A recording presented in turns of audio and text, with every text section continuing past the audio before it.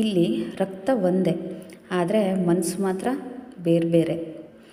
ಕೆಲವು ಸಂಬಂಧಿಕರನ್ನ ಗಮನಿಸಿದ್ದೀರಾ, ನಮ್ಮ ದುಃಖದಲ್ಲಿ ತುಂಬ ಅದ್ಭುತವಾಗಿ ನಟನೆ ಮಾಡ್ತಾರೆ, ಅದೇ ನಮ್ಮ ಸುಖದಲ್ಲಿ ಸುಮ್ಮನೆ ಇರ್ತಾರೆ. ಆಮೇಲೆ ನಮಗೇನಾದರೂ ಹೆಚ್ಚು ಕಮ್ಮಿಯಾಗಿ ನಮ್ಮದೇನೋ ಒಂಚೂರು ಆಯಿತು ಅಂತಂದರೆ ಅದಕ್ಕೆ ದೇವ್ರ ಹೆಸರು ಹೇಳ್ತಾರೆ.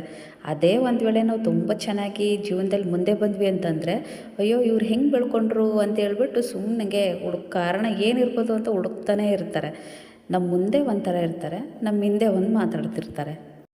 ಅವರು ಮುಖದಲ್ಲಂತರೂ ನಮ್ಮನ್ನು ನೋಡಿದ ತಕ್ಷಣ ಯಾವಾಗಲೂ ನಗು ಇರುತ್ತೆ.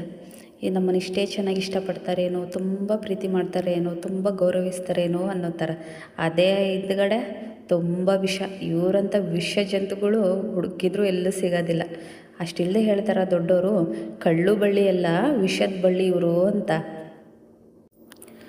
ಅದಕ್ಕೆ ಯಾವಾಗಲೂ ನಾವು ಮುಖ ನೋಡಿ ಮಾತ್ರ ಯಾರ ಸಂಬಂಧನೂ ಬೆಳೆಸಬಾರ್ದು. ಅವ್ರ ಮನಸ್ಸು ಸ್ವಭಾವ ಹೇಗಿದೆ ಅಂತ ತಿಳ್ಕೊಂಡು ಆಮೇಲೆ ಅವ್ರ ಸಂಬಂಧ ಬೆಳೆಸಬೇಕು. ಈ ಮಾತು ನಿಜ ಅನಿಸಿದರೆ ಲೈಕ್ ಮಾಡಿ, ಹಾಗೆ ನಿಮಗೇನು ಅನ್ನಿಸ್ತು ಅಂತ ಕಾಮೆಂಟ್ ಮಾಡಿ.